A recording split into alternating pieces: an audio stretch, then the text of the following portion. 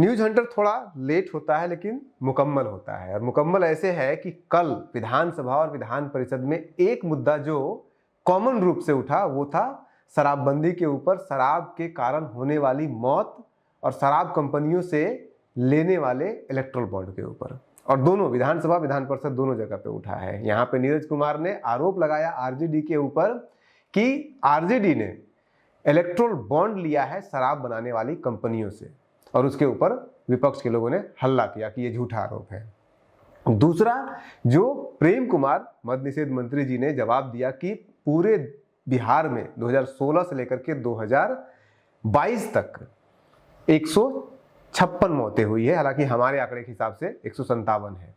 अब इन दोनों विषयों को हमने मिला करके आपके लिए आज ये वीडियो बनाया है, और ये महत्वपूर्ण इसलिए भी है क्योंकि इन दोनों मुद्दे के ऊपर अगर किसी ने सबसे पहले अपने चैनल पे वीडियो डाला है तो वो हमने डाला है। आज से महीनों पहले हमने इलेक्ट्रल बॉन्ड पे, चुनाव के समय में ही इलेक्ट्रल बॉन्ड पे हमने बनाया था कि किस तरह से आरजेडी ने शराब बनाने वाली कंपनियों से चंदा लिया है, पहला चीज। दूसरा, अभी कुछ ही दिन पहले हमने एक वीडियो बनाया था जिसमें हमने बताया था कि किस तरह से जब सारण में हुज ट्रेजेडी हुआ था उस टाइम पे बनाया था कि किस तरह से बिहार के अंदर जो एनसीआरबी का डेटा कहता है, जो प्रेम कुमार डेटा दे रहे थे वो नेशनल क्राइम रिकॉर्ड ब्यूरो का डेटा दे रहे थे। हमारे हिसाब से 157 है, उनके हिसाब से 156 है। एक आध का हो सकता है, मैं एक आध गलत हूं, हो सकता है उनके डेटा में एक का कमी है, लेकिन बहुत ज्यादा का नहीं है। ये भी वीडियो हम बहुत पहले बना चुके हैं, आज से जब हुज ट्रेजेडी हुआ था सारण में तभी हम बना चुके थे। और इन दोनों मुद्दों को आज विधानसभा और विधान परिषद में उठाया गया है। ये हमारे लिए, हम अपने आप को इसके लिए अपना अचीवमेंट मानते हैं कि इन दोनों मुद्दों को, इन दोनों आंकड़ों को रखा गया है। लेकिन इन दोनों आंकड़ों में जो हमने पूरा आंकड़ा दिया था और जो मंत्री महोदय ने और विधान पार्षद महोदय ने, नीरज कुमार जी ने जो आंकड़े दिए हैं वो अधूरे दिए हैं। और वो कैसे अधूरे दिए हैं और कैसे तेजस्वी यादव जी जो उसका विरोध कर रहे थे वो बिना तर्क के विरोध कर रहे थे, ये भी हम आपको बताएंगे। सबसे पहली बात जो तेजस्वी यादव जी कहते हैं, जो कि आप खुद भी सुन सकते हैं, इन्होंने जो बोला 156 मौतें हुई हैं, वो पूरे बिहार का या केवल 3 जिला का? आप जो बोल रहे हैं वो केवल 3 जिले का आंकड़ा दे रहे हैं। पहली बात, करेक्शन आप कर लीजिए। और 2016 से लेके अब तक जो मौतें हुई है, और उसके बारे में माननीय सदस्य ने अपने प्रश्न में जो कहा है महोदय, 2016 से लेके 156 मौतें हुई है। और अपना पूरक में कह रहे हैं महोदय, कह रहे हैं कि हजारों हजार मौत हुई है, जब 156 पहले जवाब तो सुनिए ना, उसके बारे में ये बात नहीं पूछ रहे महोदय। अरे सरकार का जवाब तो माने उन्होंने कहा कि बिहार में जो आप आंकड़ा दे रहे हैं मंत्री महोदय वो 3 महीने का आंकड़ा है, 3 जिले का आंकड़ा है कि 3 जिले में 157 मौतें हो गई है। कहां से आंकड़ा लाया तेजस्वी यादव जी ने नहीं बताया। हालांकि तेजस्वी यादव जी अपने जब बातों को रखते हैं, जब सरकार पे अटैक करते हैं कि प्रदेश के अंदर, बिहार के अंदर इतने मौतें हो गई, इतने एफआईआर हो गए, इतने डकैती हो गई, तब वो एनसीआरबी का डेटा का रेफर करते हैं। लेकिन आज वो एनसीआरबी का डेटा को मानने को तैयार नहीं है। उस डेटा में और भी कुछ है जो कि मंत्री महोदय ने नहीं बताया। अगर मंत्री महोदय वो डेटा बता देते प्रेम कुमार जी, तो संभवतः आरजेडी को, तेजस्वी यादव को और थोड़ी ज्यादा गुस्सा आता है, या जो भी उसको डिनायल मूड में रहते हैं। मंत्री महोदय ने कहा 16 से लेकर 2022 में के बीच में 157 मौतें हुई है। हम ये कह रहे हैं कि जो हमने पिछले वीडियो में भी कहा है कि 2000 जब बिहार में शराबबंदी नहीं लागू था, 2006 से लेकर के 2012 के बीच पूरे बिहार में जहरीली शराब से मरने वाले लोगों की संख्या 367 थी, जो 2016 से लेकर के 2022 में घट करके 157 हो गया। ये दोनों एनसीआरबी का डेटा है। देखिए, अगर आप नहीं मानना चाहते हैं एनसीआरबी को तो फिर आप किसी भी डेटा को मत मानिए। अगर आप इस डेटा को नहीं मान रहे हैं तो फिर किसी भी एनसीआरबी को डेटा को मत मानिए, फिर अपना ही डेटा बनाइए, वो अलग बात है। तो वो हम अभी कर नहीं सकते हैं।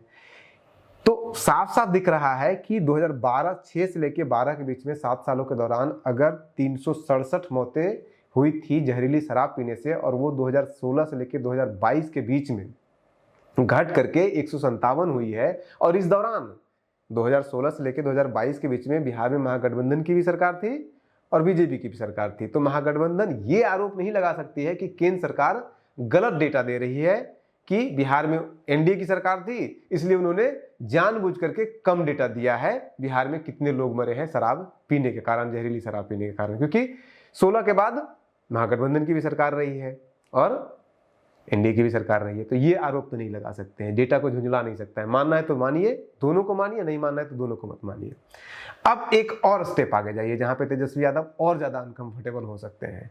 वो स्टेप ये है कि जब 1999 से लेकर 2005 तक जब आरजेडी की सरकार थी बिहार के अंदर, तब उन 6 सालों के दौरान बिहार के अंदर टोटल 456 लोगों की मौत हुई थी शराब पीने के कारण, जहरीली शराब पीने के कारण। यानी कि जब शराबबंदी लागू नहीं था आरजेडी के कार्यकाल में 6 सालों के दौरान हुई 456 मौतें। उसके बाद फिर जब शराबबंदी नहीं लागू था लेकिन नीतीश कुमार का कार्यकाल था, तब 2006 से लेकर 2012 के दौरान हुई 367 मौतें, यानी कि 456 से घट के 367 हुई। उसके बाद 2016 से लेकर 2022 के बीच में इन 6 सालों के दौरान जब शराबबंदी लागू था तब वो और घट के हो गई 157। तो अब ये तो बताना पड़ेगा तेजस्वी यादव जी को कि भाई अगर एनसीआरबी का डेटा को आप मानते हैं, आप नीति आयोग के डेटा को बार बार कोट करते हैं कि नीति आयोग ने कहा है कि बिहार जो है इतना बैकवर्ड है, आप एचडीआई इंडेक्स का बात करते हैं, आप नीति आयोग के ऊपर बहुत इन्होंने बहस किया था आज से जब इनकी सरकार नहीं थी 2022 से पहले वाले डेटा में, लेकिन आज उसी केंद्र सरकार के डेटा को मानने को तैयार नहीं है ये। तो मानिए तो दोनों मानिए, नहीं मानिए तो दोनों मत मानिए। अब इसके ऊपर से एक और आगे स्टेप जाइए कि अगर आप ये कंपेयर कर रहे हैं कि बिहार में इतनी मौतें हुई है कच्ची शराब या जहरीली शराब पीने से, तो बाकी राज्यों को भी तो थोड़ा देखिएगा।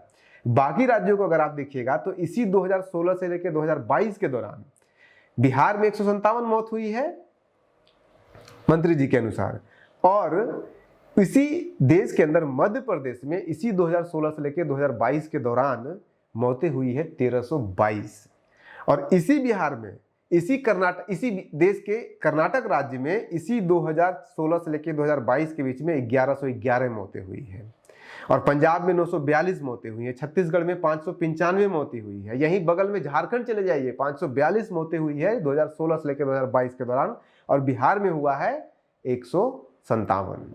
बंगाल चले जाइए, यही बंगाल में आपको वहां पे भी यही पे हुआ, हरियाणा में 489 मौतें हुई है, उत्तर प्रदेश में 478 मौतें हुई है। तो इतने सारे राज्यों में इतनी मौतें हुई है तो बिहार को ही सिर्फ टारगेट क्यों किया जा रहा है, ये एक सवाल है। अब आ जाइए विधान परिषद में। विधान परिषद में नीरज कुमार ने सवाल उठाया कि इलेक्ट्रोल बॉन्ड लिया है आरजेडी ने शराब बनाने वाली कंपनियों से।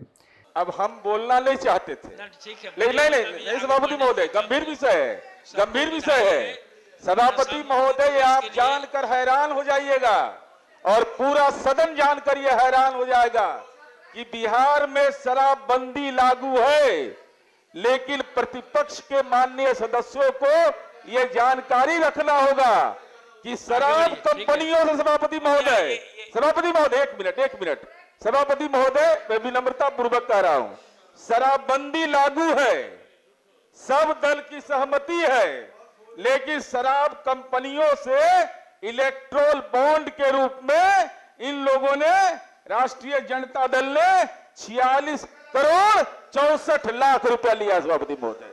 ये मैं ऑन डेट बता रहा हूं सभापति महोदय, ऑन डेट, ये डेट है, किस डेट को किस कंपनी से लिया गया सभापति महोदय, शराब कंपनियों से पैसा लिया गया सभापति महोदय। बहुत अच्छा से सदन चल रहा है, दिसंबर 2023 और जनवरी 2024 सब लोगों ने शपथ यहाँ लिया है। 46 करोड़ का उन्होंने आंकड़ा दिया। उस 46 करोड़ में वो कंपनियां भी है जो सिर्फ शराब बनाती है, और वो कंपनियां भी है जो शराब बनाने के साथ साथ और भी चीजें बनाती है। आप सारे कंपनियों के नाम पे, सारा कंपनी का नाम है, हमने पिछली वीडियो में भी आपको दिखाया था, हर कंपनी का नाम, हर कंपनी का किस डेट को इलेक्ट्रोल बॉन्ड दिया गया, किस डेट को इलेक्ट्रोल बॉन्ड भंजाया गया, कहां पे किस ब्रांच पे भंजाया गया, ये सब कुछ डिटेल है और हमारे पास भी सारा है।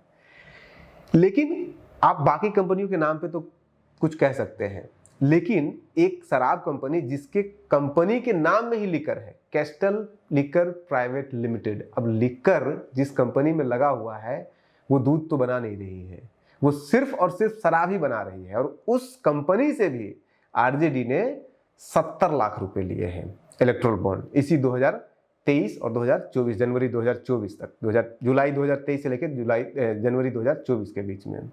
और इस कंपनी के अलावा और भी कंपनियां हैं जिसके नाम में आप bottling private limited, spirit private limited, इस तरह से। तो स्पिरिट बनाने वाली कंपनी भी शराब ही, हालांकि हो सकता है कि स्पिरिट बनाने वाली कंपनी दवाई के लिए भी स्पिरिट बना रही हो, शराब भी बना रही हो, लेकिन इस कैस्टल लिकर प्राइवेट लिमिटेड के बारे में तो आप कुछ कह ही नहीं सकते हैं, क्योंकि ये तो इसके नाम में लिकर लिखा हुआ है। लिकर का मतलब शराब ही होता है, कुछ और नहीं होता है।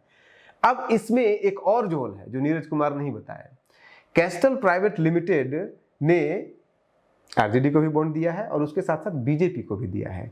बीजेपी को इस कंपनी ने दिया है 6 करोड़ 80 लाख रुपए और आरजेडी को दिया है 70 लाख रुपए।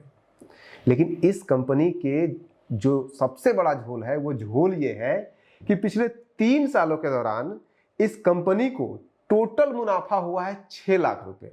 कितना हास्यास्पद है, एक कंपनी जिसको 3 सालों में टोटल मुनाफा हुआ है 6 लाख रुपए का, और उसके बाद वो कंपनी आरजेडी और इन दोनों का पैसा मिला दीजिएगा, 6 करोड़ 80 लाख जो बीजेपी को दिया गया और 70 लाख आरजेडी को दिया गया, इन दोनों को मिला दीजिएगा तो 7 करोड़ 50 लाख रुपए हो जाते हैं। एक कंपनी जिसका एवरेज जो है वो मात्र 6 लाख रुपए है और वो 7 साढ़े 7 करोड़ रुपए इलेक्ट्रल बॉन्ड दे रही है। यानी कि इलेक्ट्रल बॉन्ड का जो सिस्टम था, उस सिस्टम के तहत, और इसके ऊपर बहुत चर्चा भी हुई है, उस सिस्टम के तहत ऐसी कंपनियां जो घाटे में जा रही है, उस कंपनियों को इस्तेमाल किया जाता है गलत ढंग से पॉलिटिकल पार्टीज को फंडिंग करने के लिए। ये सवाल नीरज कुमार ने नहीं उठाया और हमने इस वीडियो में उठाया था। इस मुद्दे को बड़ा बनना चाहिए लेकिन नहीं बना। आप बने रहिए न्यूज हंटर के साथ।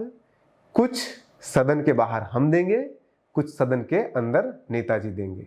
हमारी खुशी इसी बात से है कि हमने जो मुद्दा आज से महीनों पहले उठाया था अपने न्यूज हंटर पे, वो आज विधानसभा ही नहीं बल्कि बिहार विधान परिषद दोनों जगह पे उठा है।